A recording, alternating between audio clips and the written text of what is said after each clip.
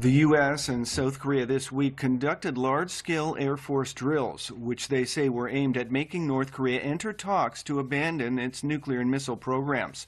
The exercises simulated bombing runs of North Korean targets and included nuclear-capable B-1B bombers.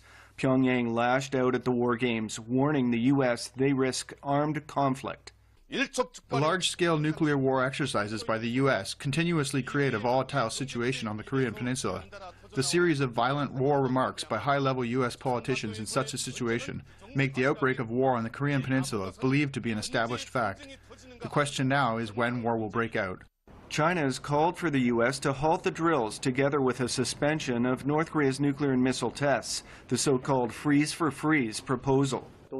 We hope all relevant parties can maintain calm and restraint and take steps to alleviate tensions and not provoke each other. The outbreak of war is not in the interest of any side. The ones that will suffer the most are ordinary people. Seoul rallies this week called for an end to the U.S.-South Korea war games and dialogue without preconditions.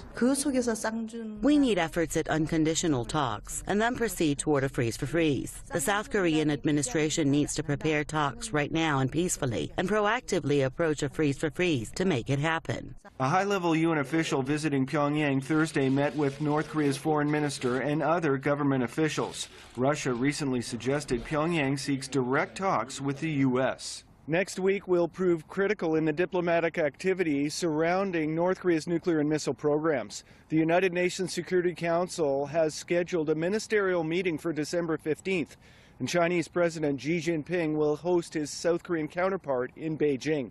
Frank Smith, Press TV, Seoul.